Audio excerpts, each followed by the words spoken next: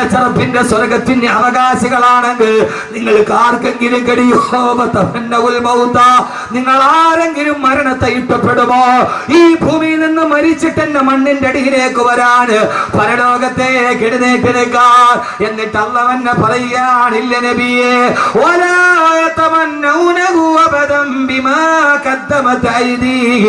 വല്ലാഹു അലീമും ബിദ്ദാലിമീൻ അവരൊരിക്കലും മരിക്കാൻ ആഗ്രഹിക്കില്ല നബിയെ. ഈ ഭൂമിയിൽ നിന്ന് മരണത്തോടെ വിട പറഞ്ഞു പോകാൻ ആരുടെ മണ്ണിലേക്ക് പോയി മലന്ന് കിടക്കാൻ അവരൊരിക്കലും ആഗ്രഹിക്കില്ല നബിയെ. കാരണം എന്തെന്നറിയുമോ? അവര് ജീവിതത്തിൽ ചെയ്ത പ്രവർത്തനങ്ങൾ എത്ര നല്ലതല്ല, അവർ ഈ ഭൂമിയിൽ ചെയ്തു കൂട്ടിയത് എത്ര നന്മകളൊന്നുമല്ല, തിന്മകൾ മുഴുവനെ ചെയ്തു കൂട്ടി അവരെങ്ങനെയാ അവരൊരിക്കലും മരിക്കാൻ ആഗ്രഹിക്കില്ല നബിയെ. അള്ളാഹുവിന്റെ വിശുദ്ധമായ ഖുർആൻ ഞങ്ങൾ അള്ളാഹുവിനെ അനുസരിച്ച് ജീവിക്കുന്നവരാണെന്ന് അവകാശവാദം പറഞ്ഞ ചൂതന്മാരെ കണ്ണിച്ചുകൊണ്ടിരക്കി ആയത്തിന്റെ തുടക്കം ചോദിച്ചുകൊണ്ട് മരണത്തെ കുറിച്ച് കേൾക്കാനെത്തി എന്റെ പ്രിയപ്പെട്ട സഹോദരങ്ങളോട് ചോദിക്കട്ടെ, മരണം ഈ യഥാർത്ഥ ജീവിതത്തിന്റെ തുടക്കമാണെങ്കിൽ ആർക്കെങ്കിലും ധൈര്യമുണ്ടോ മരണത്തെ ആഗ്രഹിക്കാൻ? അള്ളാഹുവേ, യഥാർത്ഥ ജീവിതത്തിന്റെ തുടക്കം മരണമല്ലയോ? ഇനിയല്ലയോ മഹിഷറയുള്ളത്? ഇനിയല്ലയോ അർശിന്റെ തണലുള്ളത്? മരണത്തിന്റെ ശേഷമല്ലേ അർശിന്റെ തണലുള്ളത്? മരണത്തിന് ശേഷമല്ലേ ഹിസാബുള്ളത്? മരണത്തിന് ശേഷമല്ലേ സിറാത്തുള്ളത്? മരണത്തിന് ശേഷമല്ലേ മീസാനുള്ളത്? മരണത്തിന് ശേഷമല്ലേ നരകമുള്ളത്?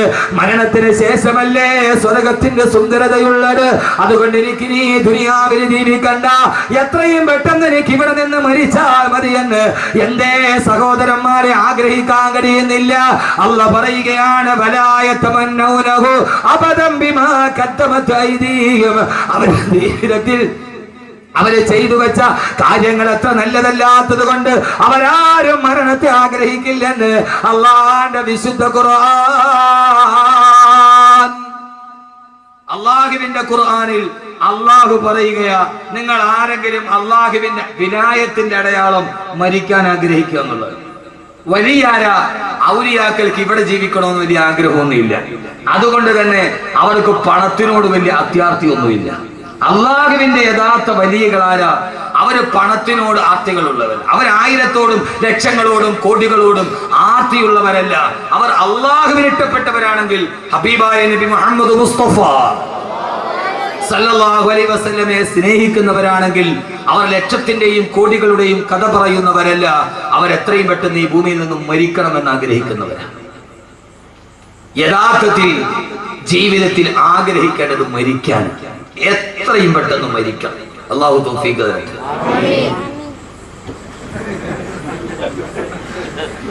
എത്രയും പെട്ടെന്ന് ഈ ഭൂമിയിൽ നിന്ന് മരിക്കണം. അല്ലാഹു തൗഫീഖ് തരട്ടെ. ഒരൊറ്റ പെണ്ണുങ്ങൾ ആമീൻ പറഞ്ഞിട്ടില്ല. കാരണം എന്താ? അവർ കണ്ട സീരിയൽ പകുതി പോലും ആയിട്ടില്ല. എന്റെ കൊച്ചിന്, എന്റെ ആദ്യത്തെ കുട്ടിക്ക് അവനെ പ്രസവിച്ചതിനാണ് ഒരു സീരിയൽ തുടങ്ങിയത്. ഞാൻ മിനിങ്ങാന്ന് ഭാര്യയോട് പറഞ്ഞു, അത് ഇതുവരെ തീർന്നിട്ടില്ലാന്ന്. അത് ആദ്യ സംവിധാനം ചെയ്ത ആളും മരിച്ചു, രണ്ടാമത് സംവിധാനം ചെയ്ത ആളും മരിച്ചു. ഇനി അയാളുടെ മോനാണ് സംവിധാനം ഇപ്പൊ ചെയ്യുക. സീരിയൽ പകുതിയായിട്ടും അതിൽ ആദ്യത്തെ ദുഷ്ട പിന്നെ നന്നാവും, പിന്നെ അവള് ദുഷ്ടയാവും, പിന്നെ അടുത്ത് നന്നാവും, അമ്മാതിരി. അപ്പൊ ഇനിയിപ്പൊ അത് തീർന്നിട്ട് അതിന്റെ ക്ലൈമാക്സ് കാണാതെ എങ്ങനെ മരിക്കാൻ? പച്ചപ്പൊട്ടി, പച്ചപ്പൊട്ടി, പൊട്ടി വേറെ പച്ചപ്പൊട്ടി. ഈ ഇരിക്കുന്നത് പച്ചപ്പൊട്ടികൾ. കാരണമല്ല, മേക്കപ്പിന്റെ സാരി ഉടുത്ത് ഗ്ലിസറിൻ തേച്ചിട്ട് കരയുന്ന പെണ്ണിനെ കണ്ടിട്ട്, കണ്ണിന് ഗ്ലിസറിൻ തേച്ചിട്ട് കരയുന്ന പെണ്ണിനെ കണ്ടിട്ട് 21 ഇഞ്ചിന്റെ മുമ്പിൽ ഇരുന്നിട്ട് പൊട്ടിക്കരഞ്ഞ പച്ചപ്പൊട്ടിയാണ്. പച്ചപ്പൊട്ടി. അവള് കരയുന്നത് ഗ്ലിസറിൻ തേച്ചിട്ടാണ്. അവള് ക്യാമറയുടെ മുമ്പിൽ ആ സീരിയലുകാരി കളഞ്ഞത്. ഒരു സീരിയൽ നടിക്ക് 500 സാരി ഉണ്ടെന്നാണ് ഇന്നത്തെ വനിതയുടെ റിപ്പോർട്ട്. 500 സാരി. യഥാർത്ഥത്തിൽ അഭിനയം പച്ചപ്പൊട്ടി എന്നല്ലാതെ അതിന്റെ അപ്പുറത്തേക്ക് പറയാൻ കഴിയില്ല. ഗ്ലിസറിൻ തേച്ച് കരയുന്ന ആ പെണ്ണ്, 500 സാരിയുള്ള പെണ്ണ്, ഒരു ദിവസം 10 പ്രാവശ്യം സാരി മാറി മാറി ഉടുത്ത് ക്യാമറയുടെ മുമ്പിൽ ഗ്ലിസറിൻ തേച്ചിരിക്കുന്ന പെണ്ണിനെ കണ്ടിട്ട് കരഞ്ഞ പെണ്ണ്, അവളാണ് പച്ചപ്പൊട്ടി. അതിനേക്കാൾ വലിയ പൊട്ടി വേറെ ലോകത്തിലാണ്. പച്ചപ്പൊട്ടി. നിങ്ങൾ പറഞ്ഞ കാര്യം യഥാർത്ഥത്തിൽ എന്റെ പ്രിയപ്പെട്ട സഹോദരങ്ങളെ, ഏറ്റവും പ്രധാനപ്പെട്ട ജീവിതം മരണത്തിന് ശേഷമാണ്. മരിക്കുക എന്ന് പറയുന്നത് സന്തോഷമാണ്. അള്ളാഹു ആ സന്തോഷം നമുക്ക് നൽകി അനുഗ്രഹിക്കട്ടെ. ആമീൻ പറയും മനുഷ്യന്മാരെ. അതുകൊണ്ടല്ലേ അള്ളാഹുവിന്റെ വിശുദ്ധമായ ഖുർആൻ പറഞ്ഞത് എന്താ? കുല്ലു നഫ്സിൻ ദായിഖത്തുൽ മൗത്ത്, കുല്ലു നഫ്സിൻ ദായിഖത്തുൽ മൗത്ത്. എല്ലാ മനുഷ്യ ശരീരവും യഥാർത്ഥത്തിൽ നമുക്ക് അറിയാവുന്ന ചില ആയത്തുകളുണ്ട്. നമ്മൾ ഏറ്റവും കൂടുതൽ കേട്ടിട്ടുള്ള ആയത്താണ് കുല്ലു നഫ്സിൻ ദായിഖത്തുൽ മൗത്ത്. എന്താ അതിന്റെ അർത്ഥം? ഇതാ ദറസ് എന്നതിന്റെ ഗുണം. എല്ലാ ജീവജാലങ്ങളും മരണപ്പെട്ടു പോകും. ഇത് നമ്മൾ പണ്ട് മുതലേ പറഞ്ഞു പഠിച്ച ഒരർത്ഥമാണ്. ചില ആയത്തുകൾ നമുക്ക് ആയത്തറിയാം, പക്ഷെ അർത്ഥം അറിയില്ല. അതിന് വലിയ ഹിസാൻ വൈത്തായതിൽ കുറവ്. അപ്പം നമുക്കറിയാം ജുമയുടെ ശക്തം ബെല്ലടിച്ചു, പള്ളിക്കകത്ത് ഒരാൾ ബെല്ല. ആയത്ത് കേൾക്കുമ്പോൾ മോനെ ഒന്നുകൂടി ഒത്തിരി സൗണ്ട് തുറന്നു വിട്ടേ, ഒരു ഇത്തിരി എക്കോ വെറുതെ വിട്ടാ ഹുനാന്ന് പറഞ്ഞാൽ ഹുനാന്ന് കേൾക്കണ്ടത്, എന്നാലേ തന്നെ സുഖമുള്ളൂ. ആ സമയം യഥാർത്ഥത്തിൽ നമ്മൾ പണ്ട് മുതലേ പറഞ്ഞു പഠിച്ച ഒരർത്ഥമാണ് കുല്ലു നഫ്സിൻ ദായിഖത്തുൽ മൗത്ത്. എല്ലാ ജീവജാലങ്ങളും മരണം. ഇവിടെ എല്ലാ ജീവജാലങ്ങളും മരിക്കുമെന്നല്ല. കുല്ലു നഫ്സിൻ ദായിഖത്തുൽ മൗത്ത്, എല്ലാ ജീവജാലങ്ങളും മരണത്തിന്റെ രുചിയേറിയ. ദാഖ എന്ന് പറഞ്ഞാൽ രുചിക്കുക. മരണത്തിനൊരു രുചിയുണ്ടെന്ന് വിശുദ്ധ ഖുർആൻ. മരണത്തിന് രുചിയുണ്ട്. ഓണമെടുത്തപ്പോ സീരിയലുകളിൽ മുഴുവനും, ചാനലുകൾ മുഴുവനും, എല്ലാ പത്രപ്രസിദ്ധീകരണങ്ങളും പായസം ഉണ്ടാക്കുന്ന രുചിയുടെ വകഭേദങ്ങൾ പറയുമ്പോ എല്ലായിടത്തും പായസത്തിന്റെ രുചിയാണ്. അൽസാദിന് 101 കറിയാണ് ഇപ്രാവശ്യം ഗിന്നസ് ബുക്കിൽ കയറാൻ പോയ കഴക്കൂട്ടത്ത്. എല്ലായിടത്തും രുചിയുടെ കഥകൾ. യഥാർത്ഥത്തിൽ എന്റെ പ്രിയപ്പെട്ട സഹോദരങ്ങളെ, ഏറ്റവും വലിയ രുചിയേടാ. അള്ളാന്റെ ഖുർആൻ പറയുകയാണ് കുല്ലു നഫ്സിൻ ദായിഖത്തുൽ മൗത്ത്. എല്ലാ ജീവജാലങ്ങളും മരണത്തിന്റെ രുചിയറിയുമെന്ന് ദാഖ എന്ന് പറഞ്ഞാൽ രുചിക്കുക. മരണത്തിന് രുചിയുണ്ട്. ആ രുചി ഏതാണ്? ഏതായാലും ലോകത്ത് രണ്ട് രുചിയേ ഉള്ളൂ. ഒന്നുകിൽ അത് മധുരമാണ്, അല്ലെങ്കിൽ അത് കയ്പാണ്. മരണത്തിന് 2 രുചിയാണ്. ഒന്നുകിൽ കയ്പേറിയ മരണം, അല്ലെങ്കിൽ രുചികരമായ മധുരമൂറുന്ന മരണം. അല്ലാഹുവേ അല്ലാഹുവേ അല്ലാഹുവേ, നിന്റെ അടിമകൾ ഈ പാതിരാ സമയത്ത് ഇവിടെ ഒരുമിച്ചിരിക്കുകയാണ്. ജീവിതത്തിന്റെ കഥ പറയാനല്ല, ലാഭത്തിന്റെ കണക്ക് കൂട്ടുകാരനാക്കാനല്ല. അല്ലാഹുവേ, ഞങ്ങളുടെ ഏറ്റവും വലിയ കച്ചവടം മരണത്തിന് ശേഷമുള്ള കച്ചവടമാണ്. ഞങ്ങളുടെ മരണം നീ രുചികരമാക്കണേ അല്ലാ. ഞങ്ങളുടെ മരണം നീ രുചികരമാക്കി തരണേ തമ്പുരാനെ. ഏറ്റവും രുചികരമായ മരണം കാണുമ്പോ, അതുകൊണ്ടല്ലേ ആദരവായ പ്രവാചകൻ നബി മുഹമ്മദ് മുസ്തഫ, ആദരവായ പ്രവാചകൻ നബി മുഹമ്മദ് മുസ്തഫ സല്ലല്ലാഹു അലൈഹി വസല്ലമയുടെ പ്രിയപ്പെട്ട സഹാബി ബഹുമാനപ്പെട്ട സയ്യിദുനാ ബിലാൽ, കറുത്തവനായ ബിലാൽ, കറുത്ത ബിലാൽ, ഉമയ്യത്തിന്റെ ചാട്ടവാറടിയേറ്റിട്ട് പിടഞ്ഞു പോയ ബിലാൽ, ആഫ്രിക്കക്കാരനായ ബിലാൽ. ആ ബിലാൽ മരണാസന്നനായി കിടക്കുമ്പോ ബിലാൽ റളിയല്ലാഹു തആല അൻഹുവിന്റെ കട്ടിലിന്റെ ഭാഗത്ത് ബിലാൽ കിടന്ന് സക്കറാത്തിൽ കിടന്ന് പിടയുകയാണ്. ഭാര്യ മക്കള് നിലവിളിക്കുമ്പോ, ഭാര്യ മക്കളും മാതാപിതാക്കളും ബിലാൽ റളിയല്ലാഹു അൻഹുവിന്റെ ചുറ്റുഭാഗത്ത് നിന്ന് പൊട്ടിക്കരയുമ്പോ, ആ സമയത്ത് കറുത്തവനായ ബിലാൽ ചിരിച്ചില്ല. മനുഷ്യരെ, കറുത്തവനായ ബിലാലിന്റെ മുഖം വെളുത്തു. ഏത് സമയത്തെന്നറിയുമോ? മരണവേദന മുന്നിൽ കണ്ട സമയം. ഏത് കറുത്തവനും വെളുക്കുന്നൊരു ദിവസമുണ്ട്. ആ ദിവസമാണ് മരണദൂതം വരുന്ന ദിവസം, അസ്റായീൽ വരുന്ന ദിവസം. ഏത് കറുത്ത പെണ്ണിന്റെ മുഖവും വെളുമ്പുന്ന ദിവസം. അന്നാണ് കറുത്തവനായ ബിലാലിന്റെ മുഖത്ത് വെളുപ്പുണ്ടായത്. ബിലാൽ പറഞ്ഞു, പത്രേ, നിങ്ങൾ എന്തിനാണ് കരയുന്നത്? എന്തിനാ? നിങ്ങൾ ഇവിടെ നിന്ന് വിട പറയുകയല്ലേ? ഉപ്പയെ നഷ്ടപ്പെടുകയല്ലേ? ഭർത്താവിനെ നഷ്ടപ്പെടുകയല്ലേ? പൊന്നുമകനെ നഷ്ടപ്പെടുകയല്ലേ? ആ വ്യതയൊത്തിട്ട് ഞങ്ങൾ കരയുകയാണെന്ന് മറുപടി പറയുമ്പോ, മരണസമയത്ത് പടന്തുണി കെട്ടിൽ കിടന്ന ബിലാൽ റളിയല്ലാഹു അൻഹു തന്റെ പ്രിയപ്പെട്ട ഭാര്യ മക്കളോട് പറഞ്ഞതെന്താ? നിങ്ങൾ എന്റെ മുമ്പിൽ ഇരുന്നിട്ട് കരയുന്നത് എന്തിനാ? എനിക്ക് ഏറ്റവും വലിയ സന്തോഷം ഇപ്പോഴാ. ഞാൻ മരിക്കുന്നതാണ് എനിക്ക് ഏറ്റവും വലിയ സന്തോഷം. സന്തോഷത്തോടെ നിങ്ങൾ എന്നെ യാത്രയാക്കണേ. കാരണം മരിച്ചു കഴിഞ്ഞാല് ഞാൻ പോകുന്നത് എവിടേക്കാണ്? അൽകാ മുഹമ്മദൻ വഹിസുബാ. അൽകാ മുഹമ്മദൻ വഹിസബാ. ഞാൻ എന്റെ ഹബീബായ നബി തങ്ങളെ കാണാൻ പോവുകയല്ലേ, ഞാൻ അബൂബക്കറിനെ കാണാൻ പോവുകയല്ലേ. എനിക്ക് മുമ്പേ വിട പറഞ്ഞു പോയ ഉമറിനെ കാണാൻ, എനിക്ക് മുമ്പേ വിട പറഞ്ഞു പോയ ഉമറിനെ കാണാൻ. സഹോദരങ്ങളെ, മരണം ജീവിതത്തിന്റെ തുടക്കമെന്ന ശീർഷകത്തിന്റെ കീഴിൽ ആദ്യം അറിയുക, മരിച്ചു കഴിഞ്ഞാലാണ് പിന്നെ മനക്കോട്ടകളെ തെളിയുക. സ്വപ്നങ്ങൾ പൂവണിയുന്ന ദിവസം മരണശേഷമാണ്. ഇവിടെ സ്വപ്നം കാണാനേ കഴിയൂ. ഇത് സ്വപ്നം വിളയുന്ന മണ്ണല്ല, ഈ ഭൂമി സ്വപ്നം മണയുന്ന തെളിയുന്ന മണ്ണല്ല. ഈ ഭൂമി സ്വപ്നങ്ങൾ തകർന്നു പോകുന്ന മണ്ണാണ്. വമൽ ഹയാത്തു ദുനിയാ ഇല്ലാ മതാഉൽ ഗുറൂർ. ഈ ദുനിയാവിലെ സ്വപ്നങ്ങൾ പൂവണിഞ്ഞിട്ട് ഒരാളും പോയിട്ടില്ല. ഒരു മനുഷ്യന്റെ ഈ സ്വപ്നങ്ങൾ ഇവിടെ പൂവണിഞ്ഞിട്ടില്ല. ആളുകളെ കുട്ടുകുടാ ചിരിപ്പിച്ചവരെ ചിരിക്കാൻ കഴിയാത്ത ഭൂമി. എന്റെ പ്രിയപ്പെട്ട സഹോദരങ്ങള്, എന്റെ പ്രിയപ്പെട്ട ചെറുപ്പക്കാരാ, 2.5 മണിക്കൂർ സിനിമാ കോട്ടയിൽ നിന്നെ കുടുകുടാ ചിരിപ്പിച്ച തിരുവനന്തപുരം ജില്ലക്കാരൻ, നിന്നെ കുടുകുടാ ചിരിപ്പിച്ച ഹാസ്യതാരം ഇന്ന് വെല്ലൂര് ഹോസ്പിറ്റലിൽ നിന്ന് വീട്ടിലിരുന്ന് പൊട്ടിക്കരയുകയാണ്. അയാൾക്ക് ചിരിക്കാൻ കഴിയുന്നില്ല. 2.5 മണിക്കൂർ നിന്നെ പൊട്ടിച്ചിരിപ്പിച്ചവര് ഇന്ന് കസേരയിലിരുന്നിട്ട് ചിരിക്കാൻ കഴിയുന്നില്ല. മറ്റൊരുത്തനെ ചിരിപ്പിച്ചവരെ ചിരിക്കാൻ കഴിയാത്ത ലോകം. 2.5 മണിക്കൂർ നിന്നെ പൊട്ടിച്ചിരിപ്പിച്ച ഇരിങ്ങാലക്കുടക്കാരൻ ഇന്നസെന്റിന്റെ ജീവിതത്തിൽ ചിരിക്കാൻ കഴിഞ്ഞിട്ടില്ല.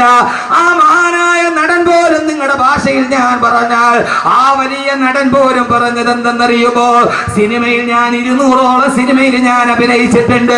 ഇങ്ങനെ ഒരു തിരക്കഥ ഒരു നിർമ്മാതാവും ഇതേവരെ എന്നോട് പറഞ്ഞിട്ടില്ല. അദ്ദേഹത്തിന് ക്യാൻസർ വന്നു പത്രേ. രോഗത്തോട് മല്ലടിച്ച് അവസാനം ചെക്കപ്പിന് പോയപ്പോ ഭാര്യ തൊട്ടടുത്തിരിക്കുന്നുണ്ട്. ഡോക്ടർ പറഞ്ഞു, നിങ്ങളുടെ രോഗം പൂർണ്ണമായി ഭേദമായി. തലേ ദിവസം ഭാര്യയ്ക്കൊരു തലവേദന വന്നു. അതിന്റെ റിസൾട്ട് വാങ്ങിക്കാൻ അതേ ഡോക്ടർ തന്നെ പറഞ്ഞു. ഒരേ സമയത്ത് തന്നെ അറ്റൻ ടൈമിന് തന്നെ ഇന്നസെന്റിനോട് പറഞ്ഞു പത്രേ, നിങ്ങളുടെ രോഗം പൂർണ്ണമായി ഭേദമായി.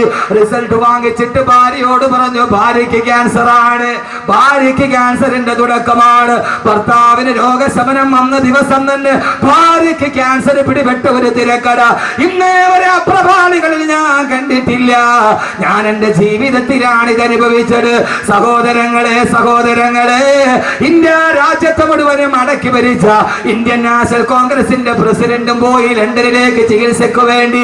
ഇന്ത്യ അടക്കി പിടിച്ച പെണ്ണിന്, ഇന്ത്യ അടക്കി പിടിച്ച ഇറ്റലിക്കാരി പെണ്ണിന് ജീവിതത്തിൽ ഇപ്പൊ ചിരിക്കാൻ കഴിയുന്നില്ല. നാടകമേ ഉലകം, നാളെ നടപ്പതേ ആരറിവാൾ.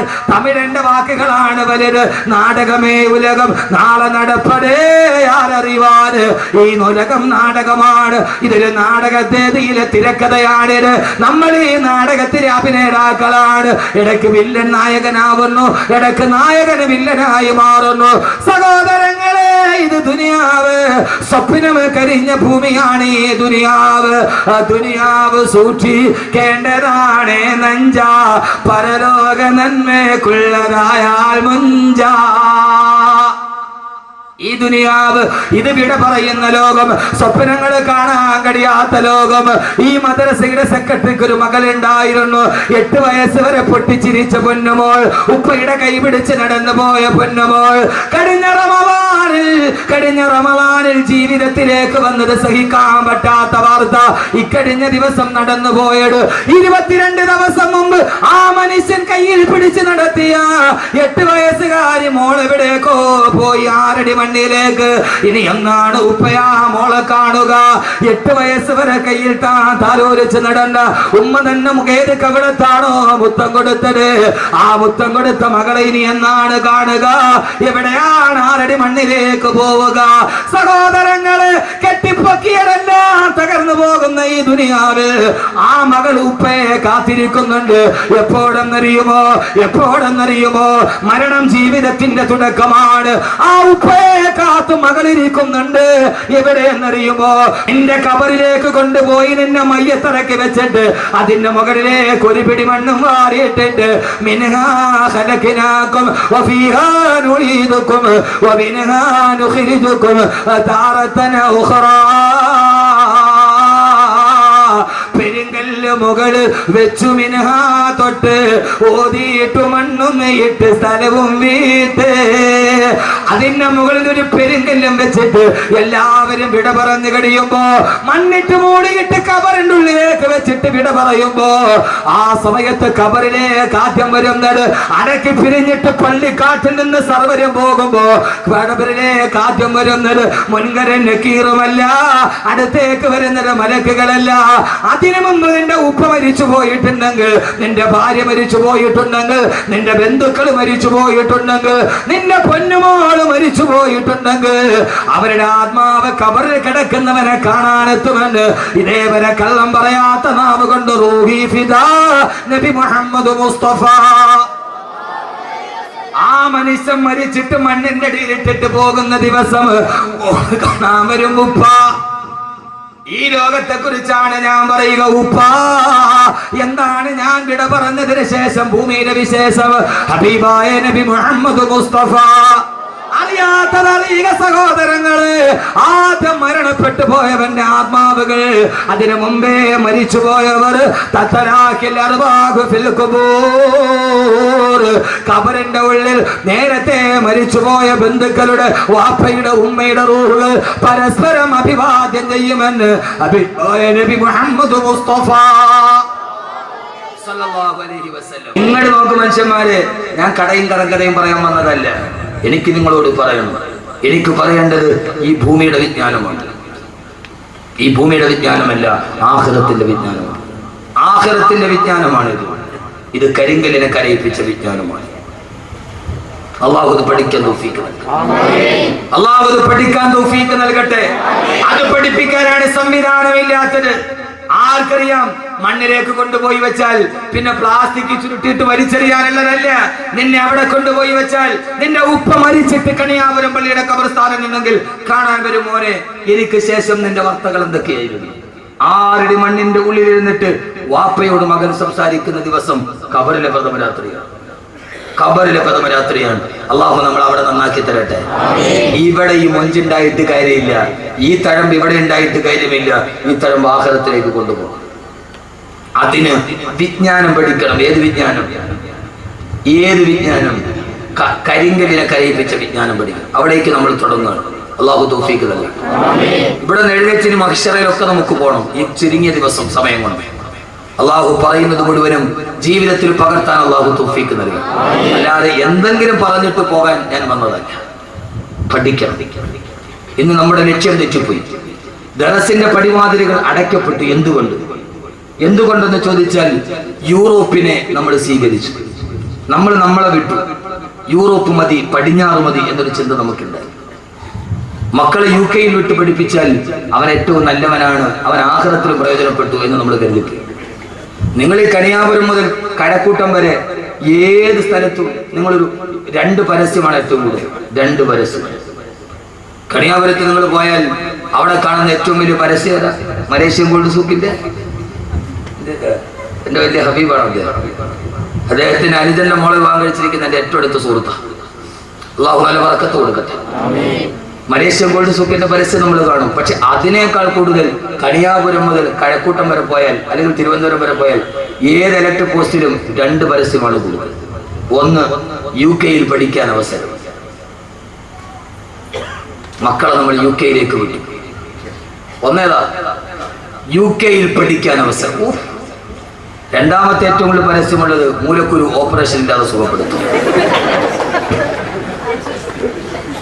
ഈ 2 പരസ്യമാണ്. അല്ലേ? ആണോ? അല്ലേ? നിങ്ങളെല്ലാന്ന് പറയും. ഞാൻ കാണിച്ചു തരാം. കാരണം ഇത് 2 ഒരുപോലെ. അവിടെ പോയി പഠിച്ച പിന്നെ ഇത് വന്നേ പറ്റും. ഈ 2 പരസ്യമാണ് കേരളത്തിൽ ഏറ്റവും കൂടുതൽ ഇപ്പോൾ. ഒന്ന് UK പഠിക്കാൻ അവസരം, 2 മൂലക്കുരു ഓപ്പറേഷൻ ഇല്ലാതെ സുഖപ്പെടുത്തും. നമ്മുടെ മക്കൾ UK പോയാലെന്ന് കരുതി. എന്തുകൊണ്ട്? നാളെ ഖബറിൽ നിന്റെ മക്കളുമായി നിനക്ക് സല്ലപിക്കാൻ കഴിയണമെങ്കിൽ ആ ഭാഗത്തേക്ക് നിന്റെ മക്കളെ പഠിപ്പിക്കാൻ നിനക്ക് കഴിയേണ്ടതുണ്ട്. അള്ളാഹുവിനാക്കി തരുമാറാകട്ടെ. നമ്മൾ മക്കളെ UK വിട്ട് പഠിപ്പിക്കുക. അവര് വന്ന് പൈസ 1 ലക്ഷം രൂപ ശമ്പളം കിട്ടിയാൽ പിന്നെ പാന്റിന്റെ പോക്കറ്റിൽ കയ്യും തിരുമ്മി നമ്മളിങ്ങനെ അങ്ങോട്ട് അടക്കുക. മാനം നോക്കി പാന്റിന്റെ പോക്കറ്റിന്റെ ഉള്ളില് കൈകുത്തി. എടാ പച്ചപ്പൊട്ട, ഈ പാന്റിന്റെ പോക്കറ്റിൽ നീ കൈയിടുന്നെന്തിന്? ഈ പാന്റിന്റെ പോക്കറ്റൊക്കെ അത് യൂറോപ്പിന്റെ സംസ്കാരമാണ്, അത് ബ്രിട്ടനിലാണ്. അവിടെ തണുപ്പ് കൂടുതലാണ്, അതുകൊണ്ട് ആളുകൾ തണുക്കാതിരിക്കാൻ കൈ പാന്റിന്റെ പോക്കറ്റ് ഇടും. നമ്മളതും ഫാഷൻ. നമുക്ക് ജോലി എന്താ? നമ്മളൊന്നും ചെയ്യില്ല. നമ്മൾ പാന്റിന്റെ ഉള്ളിൽ പോക്കറ്റ് കൈമ്മ ഇട്ടിട്ട് നമ്മൾ ഇങ്ങനെ വന്ന എവിടെ വന്നത് പള്ളിയുടെ മുമ്പിലോ ഈ കൊള എന്തുണ്ടേ?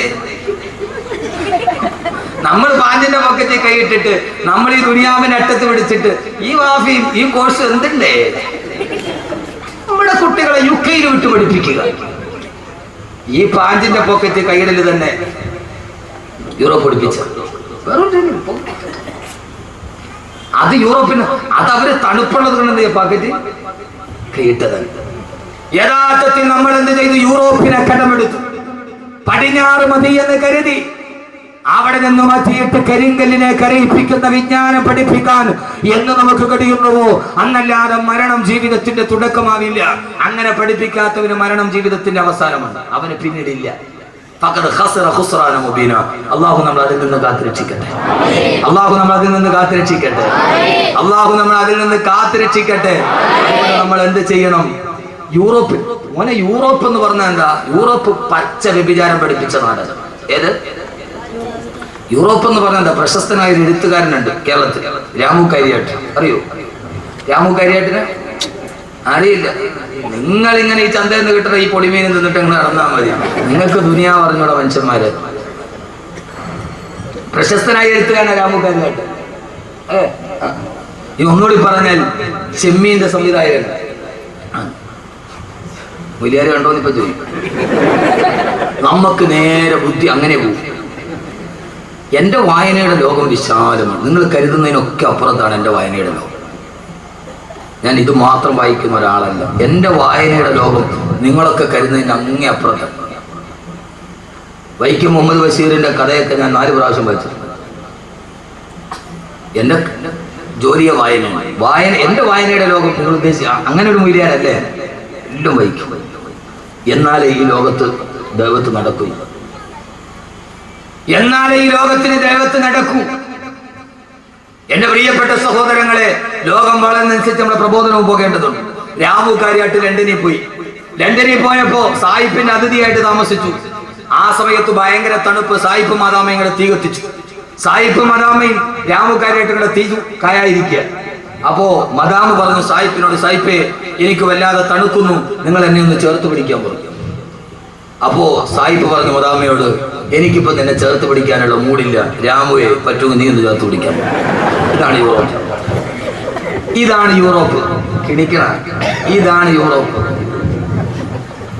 യഥാർത്ഥത്തിൽ ഇത് മതി എന്ന് നമ്മൾ കരുതി. ആ സമയത്ത് എന്നോട് നിങ്ങൾക്കൊന്നും തോന്നരുത്. നിങ്ങൾ ടെക്നോ പാർക്കിന്റെ പരിസരം മുതൽ ഇങ്ങോട്ട് വരെ നടക്കും. സൗകര്യം കിട്ടുന്നവൻ ആരാണോ? എന്താ മനുഷ്യന്മാരെ നിങ്ങൾ എന്നെ തുറച്ചു നോക്കണത്? എന്താ നിങ്ങൾ എന്നെ തുറച്ചു നോക്കണത്? ധാർമ്മികത നഷ്ടപ്പെട്ടതുണ്ടായപ്പോ എല്ലാരെയും ഞാൻ കുറ്റപ്പെടുത്തുന്നില്ല.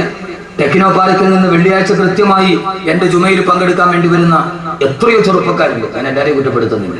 ജുമയ്ക്ക് വേണ്ടി മാത്രം അവരെത്തുന്നവർ. സൗകര്യം കിട്ടുന്നത് എന്താണോ? പച്ച വ്യഭിചാരം. ആ വ്യഭിചാരത്തിന്റെ വിജ്ഞാനത്തിലേക്ക് നമ്മുടെ തലമുറയെ നമ്മൾ പറഞ്ഞു വിട്ടപ്പോ ടെറസിന്റെ പടിവാതിൽ അടിച്ചു കളഞ്ഞപ്പോ എന്റെ പ്രിയപ്പെട്ട ചെറുപ്പക്കാരാ, യൂറോപ്പിന്റെ പച്ച വ്യഭിചാരം ഏത് വ്യഭിചാരമാ? അർജന്റീന ലോകകപ്പിന്റെ ഏറ്റവും വലിയ ഫുട്ബോളറായ ലയണൽ മെസ്സിയെ താരാരാധന നടത്തുന്ന എന്റെ പ്രിയപ്പെട്ട ചെറുപ്പക്കാരാ, ആരാ ലയണൽ മെസ്സി? ആരാ? പച്ച വ്യഭിചാരിയല്ലേ? ആരാ മെസ്സി? ആരാ? പച്ച വ്യഭിചാരിയല്ലേ? ചെറുപ്പക്കാരാ, ലയണൽ മെസ്സിയുടെ ചിത്രവും ടീഷർട്ടിൽ ചേർത്ത് നടക്കുന്ന എന്റെ പ്രിയപ്പെട്ട ചെറുപ്പക്കാരാ, ആരാ മെസ്സി എന്നറിയോ? പച്ച വ്യഭിചാരി. കഴിഞ്ഞ ലോകകപ്പിൽ അർജന്റീന തോറ്റ് കഴിഞ്ഞപ്പോ, തോറ്റെന്ന് പറഞ്ഞാൽ അന്തം വിട്ട തോക്കല് തോറ്റപ്പോ, എതിരില്ലാത്ത 4 ഗോളിന് അർജന്റീന തോറ്റു. പിറ്റേ ദിവസം രാവിലെ തന്റെ കാമുകിയുടെ കൈ പിടിച്ചിട്ട് ഹവായ് ദ്വീപിലേക്ക് മെസ്സി ആഘോഷിക്കാൻ പോവുകയാ.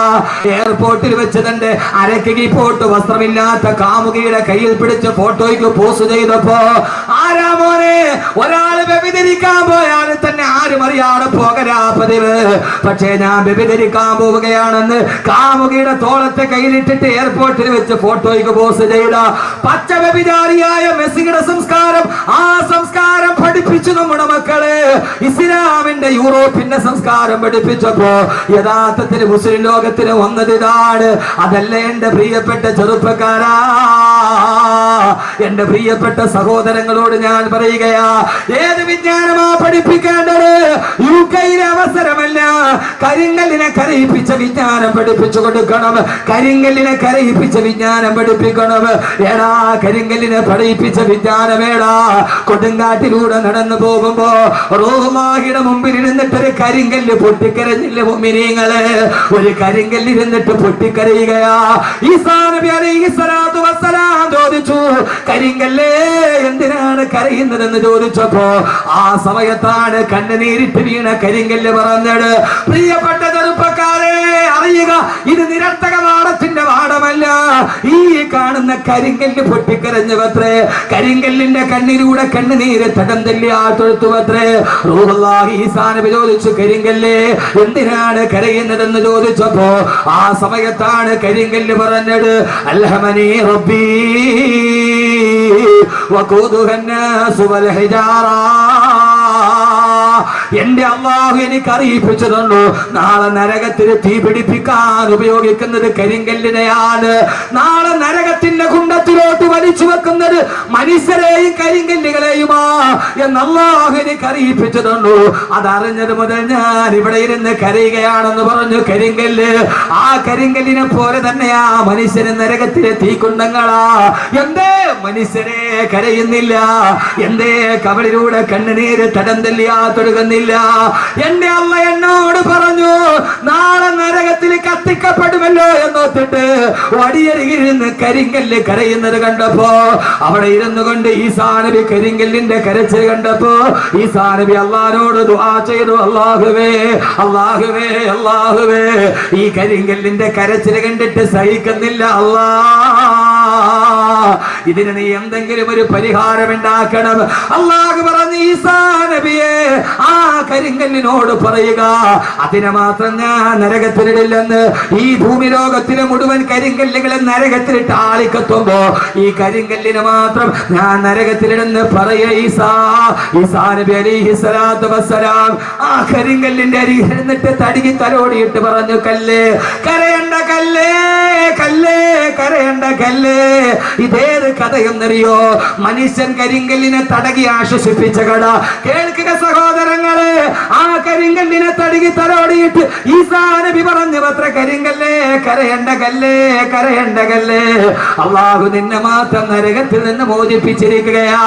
ഈസാ നബി നടന്നുപോയി. കുറെ മാസങ്ങൾക്ക് ശേഷം അതിപടി വരുമ്പോ പിന്നെയും ഈ കരിങ്കല്ലിരുന്ന് കരയുകയാണ്.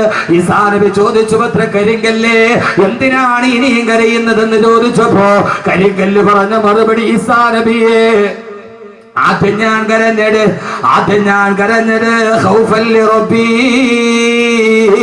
എന്റെ അല്ലാഹുവിന്റെ നരകത്തെ കുറിച്ചുള്ള പേടി കൊണ്ടാ. രണ്ടാമത് ഞാൻ കരഞ്ഞത് ശുക്രൻ ലിറബ്ബി,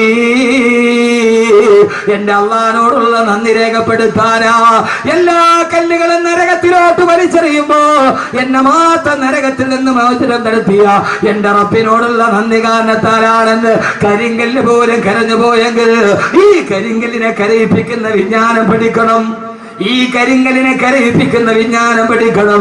ആ വിജ്ഞാനമാണ് എന്റെ മോനെ, റൂഹെന്ന് നിന്റെ കയ്യിൽ നിന്ന് വിട്ടുപോയാൽ, ഈ ശരീരത്തിൽ നിന്ന് ആത്മാവ് പോയാൽ, കരിങ്കല്ലിനെ കരയിപ്പിച്ച വിജ്ഞാനം ഏതെന്നറിയോ? ശരീരത്തിൽ നിന്ന് ആത്മാവ് വിട പറഞ്ഞു പോയാൽ നിന്റെ ശരീരം കൊണ്ടുപോയി 6 അടി മണ്ണിലേക്ക് കുഴിച്ചിട്ട് കഴിഞ്ഞാൽ 3 ദിവസം കഴിഞ്ഞ് നീ തുറന്നു നോക്കുമ്പോ നിന്റെ കണ്ണുകൾ മുഴുവനും അഴുകി മാറിയിട്ട് 2 ഗുഹയാ കാണുന്നതെങ്കിൽ 40 ദിവസം കഴിഞ്ഞ് കണിയാപുരം ഖബർസ്ഥാനില് ഖബറൊന്ന് കുറിച്ചു നോക്കിയാ നിന്റെ എല്ലുകൾ മാത്രമാ കാണുന്നതെന്ന്. അതോടെ നിന്റെ ജീവിതം അവസാനിക്കുന്നില്ല. അഴുകി പോകുന്ന 6 അടി മണ്ണിന്റെ ഉള്ളിൽ നിന്റെ മാതാപിതാക്കൾ നിന്നെ കാണാനെത്തുമെന്ന്, സ്വർഗത്തിന്റെ മാലാകമാര് നിന്നെ സന്ദർശിക്കാനെത്തുമെന്ന്. എന്നിട്ട്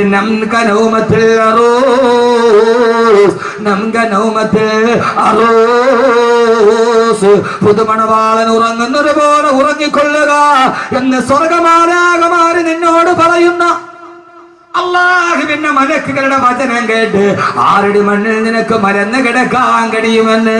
അത് പഠിക്കാൻ കഴിയുന്ന വിജ്ഞാനം പഠിക്കണം. ആ വിജ്ഞാനത്തിലേക്ക് അല്ലാഹു നമ്മളെ എത്തിക്കുമാറാകട്ടെ. അല്ലാഹു നമ്മളെ എത്തിക്കുമാറാകട്ടെ. അല്ലാഹു നമ്മളെ എത്തിക്കുമാറാകട്ടെ. ഇതാണ് ഏറ്റവും വലിയ വിജ്ഞാനം. UK-യിലെ വിജ്ഞാനമല്ല. ഞാൻ മരിച്ചിട്ട് പോയാലും എന്റെ ശരീരം മണ്ണിലോട്ട് ഇഴുകി ചേർന്നാലും അവിടെയാണ് പിന്നെ എന്റെ ജീവിതം തുടങ്ങുക. 6 അടി മണ്ണിന്റെ ഉള്ളിൽ മുകളിലോട്ട് നോക്കിയാലും മണ്ണ്, താഴോട്ട് നോക്കിയാലും മണ്ണ്, വലത്തോട്ട് നോക്കിയാലും മണ്ണ്, ഇടത്തോട്ട് നോക്കിയാലും മണ്ണ്. ആ മണ്ണിന്റെ ഇടയിൽ തിരിയാനും മറിയാനും കഴിയാത്ത മണ്ണിന്റെ ഉള്ളിൽ കിടന്നിട്ട് ആകാശലോകങ്ങളുടെ വിശാല വിസ്തൃതിയുള്ള സ്വർഗം കാണാൻ കഴിയും. അല്ലാഹു തൗഫീഖ് നൽകട്ടെ. ആമീൻ പറയും. ഉറക്കെ കാശ് കൊടുത്ത കിട്ടൂല മോനെ. ഇത് KSFയുടെ ചിട്ടി അടിച്ചാൽ കിട്ടുന്ന സാധനമല്ല. ഇത് KSFയുടെ ചിട്ടി അടിച്ചാൽ കിട്ടുന്ന സാധനമല്ല. ഈ സാധനം ഒരാൾക്ക് കിടക്കാൻ ഇടമില്ലാത്ത മണ്ണിൽ മരന്ന് കിടക്കുമ്പോ ആകാശഭൂമികളെക്കാൾ വിശാലമായ സ്വർഗം ഈ 6 അടി മണ്ണിന്റെ ഉള്ളിൽ ഇരുന്നിട്ട് കാണും. അല്ലാഹു തൗഫീഖ്. എന്താ ആമീൻ പറയാത്തെ? എന്താ ആമീൻ പറയാത്തെ? അങ്ങനെ കാണാൻ കഴിയണം. എല്ലാവരും കൊണ്ടുപോയി മണ്ണിട്ട് മൂടി. ഇനിയാണ് ജീവിതം തുടങ്ങുന്നത്. എല്ലാം പറയാനായിട്ട് എനിക്ക് സമയമില്ല. ഞാൻ പറയുന്നത് ഖുർആനാണ്. ഫീ ലൗഇൽ ഖുർആൻ, ഫീ ലൗഇൽ ഖുർആൻ. കാണാൻ പറ്റുമോ?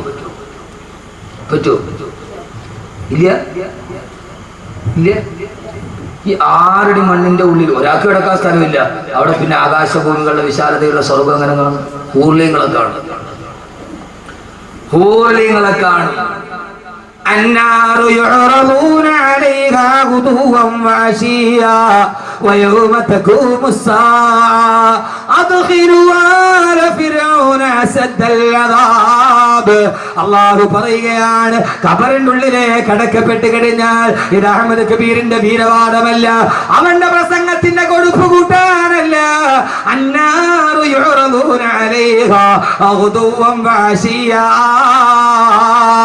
ഒരാള് ഖബറിന്റെ ഉള്ളിൽ അടക്കപ്പെട്ടാൽ രാവിലെയും വൈകുന്നേരവും അവൻ സ്വർഗാവകാശിയാണെങ്കിൽ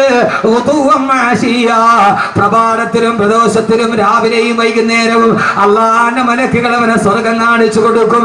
അവൻ നരകാവകാശിയാണെങ്കിൽ അള്ളാന്റെ മലക്കുകൾ അവനെ നരകം കാണിച്ചിട്ട് പറയും, എടീ നീ പോകേണ്ട നരകമാണിത്. ഖബറിൽ കിടക്കടാ, ഖബറിൽ കിടക്കടാ, ഖബറിൽ കിടക്കടാ, ഇനി നീ പോകാനുള്ള നരകം ഇതാണെന്ന്.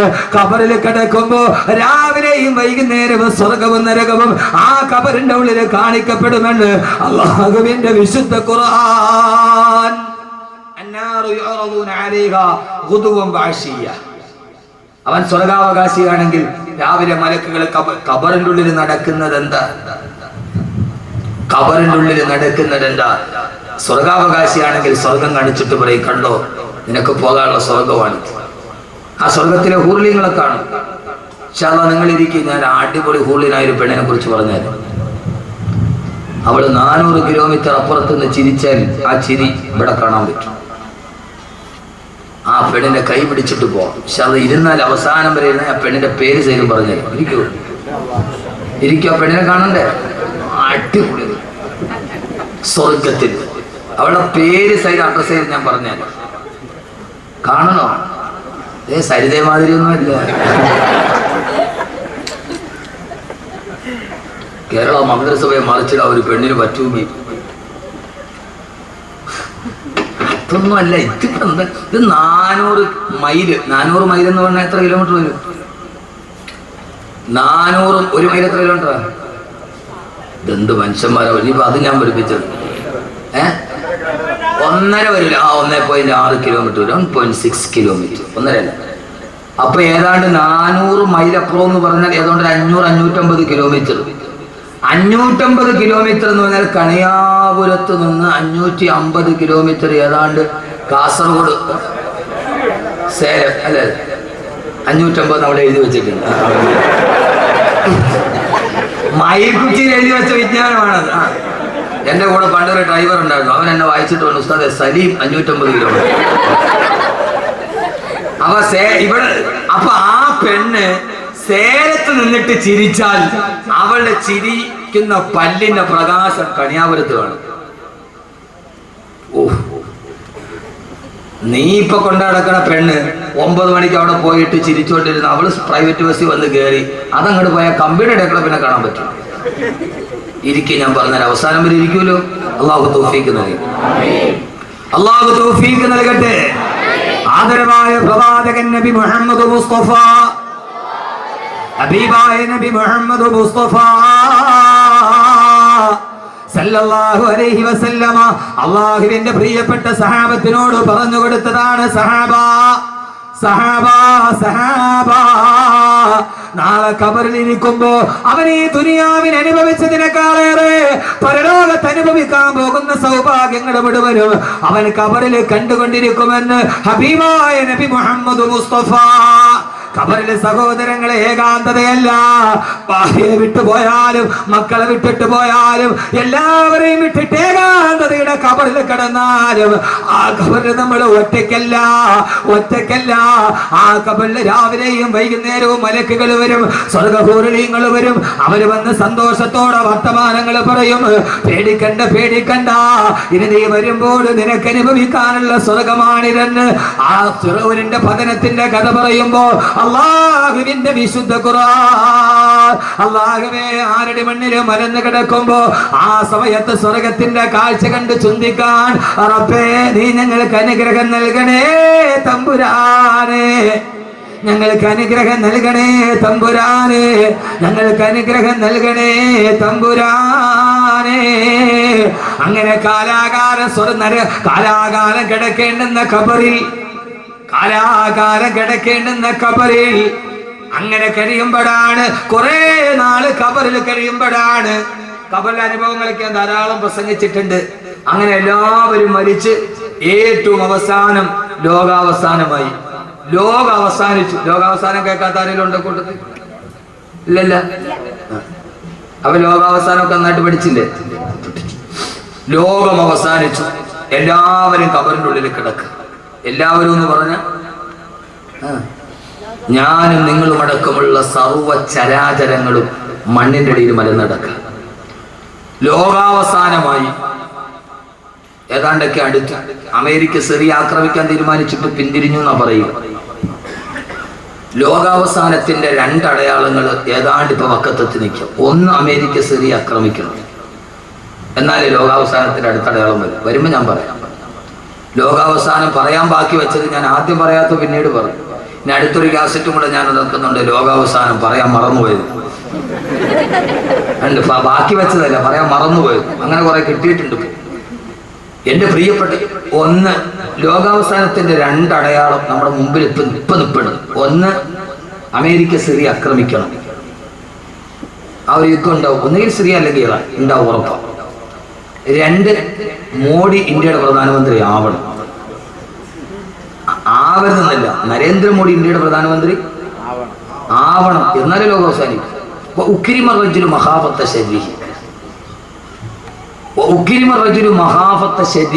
ഒരാളെ, ഒരു നേതാവിനെ ഭയന്നിട്ട് അയാളെ ബഹുമാനിക്കാൻ നമ്മൾ നിർബന്ധിതരാവുക, അത് ലോകാവസാനത്തിന്റെ അടയാളമാണെന്ന് നബി മുഹമ്മദ് മുസ്തഫ.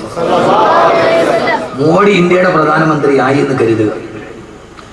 അയാൾ നമ്മുടെ നാട്ടിൽ വന്നാൽ പ്രോട്ടോകോൾ അനുസരിച്ചിട്ട് ഇന്ത്യൻ പ്രൈം മിനിസ്റ്റർ എന്ന രീതിയിൽ അയാൾ ബഹുമാനിക്കാൻ നമ്മൾ ബാധ്യസ്ഥരാണ്, നിർബന്ധിതരാണ്. ലോകം കണ്ട, ഹിറ്റ്ലർ കഴിഞ്ഞാൽ ലോകം കണ്ട ഏറ്റവും വലിയ ക്രൂരനായ മനുഷ്യൻ നരേന്ദ്രമോദി. ഹിറ്റ്ലറിനേക്കാൾ ഹിറ്റ്ലറുടെ പ്രേതം ഇന്ത്യയിൽ വന്നതാണ് മോദി. ഹിറ്റ്ലറുടെ പ്രേതം ഇന്ത്യയിൽ വന്നതാണ് മോദി.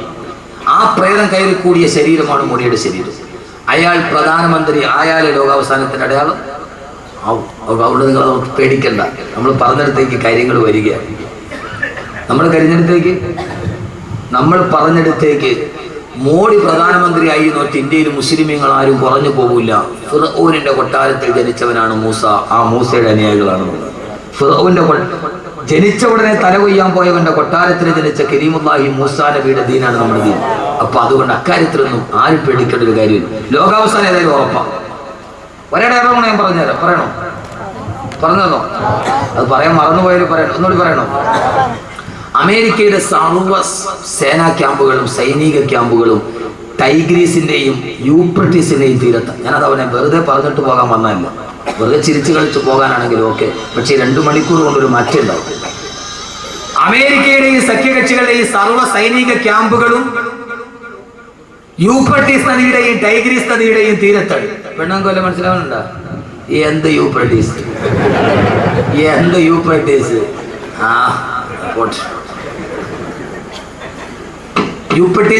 എന്തുകൊണ്ട് സർവ്വ പട്ടാള ക്യാമ്പ് ഇപ്പൊ സ്ഥാപിച്ചിരിക്കുന്ന യൂഫ്രട്ടീസിന്റെ ടൈഗ്രീസിന്റെ തീരത്ത്? എന്തുകൊണ്ട്? ആദരവായ പ്രവാചകൻ നബി മുഹമ്മദ് മുസ്തഫ സല്ലല്ലാഹു അലൈഹി വസല്ലം പറഞ്ഞു, ലോകാവസാനം അടുത്തു കഴിയുമ്പോ ടൈഗ്രീസിന്റെയും യൂഫ്രട്ടീസിന്റെയും തീരങ്ങളിൽ ജിബാലും മിനർ റഹബി, സ്വർണത്തിന്റെ മലകൾ ഉയർന്നു വരുമെന്ന് നബി മുഹമ്മദ് മുസ്തഫ. ലോകാവസാനം അടുത്തു കഴിയുമ്പോ ടൈഗ്രീസിന്റെയും യൂഫ്രട്ടീസിന്റെയും തീരത്ത് ജിബാലും മിനർ റഹബി, സ്വർണത്തിന്റെ മലകൾ ഉയർന്നു വരുമെന്ന് നബി മുഹമ്മദ് മുസ്തഫ. ഈ സ്വർണ്ണമലയാണ് അമേരിക്കയുടെ ലക്ഷ്യം. മനസ്സിലായോ? സ്വർണ്ണമലയാണ് അമേരിക്ക ലക്ഷ്യം. അവിടെ ഒരൊറ്റ മുസ്ലിം രാഷ്ട്രത്തിന്റെ പട്ടാളക്കാകുമ്പോ ഇപ്പോൾ ഒരു മുസ്ലിം രാഷ്ട്രത്തിന്റെ പട്ടാളക്കാകുമ്പോ ഇപ്പൊ യൂഫ്രട്ടീസിന്റെ ടൈഗ്രീസിനെ തീരത്തുണ്ട്. ഏതോ വെള്ളിയാഴ്ച ജുമയ്ക്ക് വന്നവനാ, മണക്കാട്. ഒരിക്കലും ഏതോ എന്റെ ജുമയ്ക്ക് പങ്കെടുത്താണ്. അവിടെ ഇതൊക്കെ തന്നെ പറയണം. തുർക്കി എന്തുകൊണ്ട് ലോകാവസാനം എടുക്കുമ്പോൾ തുർക്കി ഇസ്ലാമിന്റെ എതിർപക്ഷത്താണ്? യുക്കാത്തുൽ മുസ്ലിമൂന ലിൽ അത്റാഖ്, തുർക്കികളോട് മുസ്ലിമീങ്ങൾ യുദ്ധം ചെയ്യുന്നത് വരെ ലോകം അവസാനിക്കില്ലെന്ന് നബി മുഹമ്മദ് മുസ്തഫ. അപ്പൊ തുർക്കി ലോകാവസാനം എടുക്കുമ്പോൾ നമ്മുടെ എതിർപക്ഷത്ത് വരണം. അതുകൊണ്ട് തുർക്കി ഇപ്പോഴും ഇവിടെ പഠിക്കാൻ പറ്റും. നിങ്ങളൊന്ന് ആലോചിച്ച് നോക്കും മനുഷ്യന്മാരെ. ഇനിയിപ്പോ ലോകം അവസാനിക്കില്ല എന്ന് ഒരാൾ പറഞ്ഞാൽ അവളേക്കാൾ വലിയ പച്ചപ്പൊട്ടി വരാനാണ്.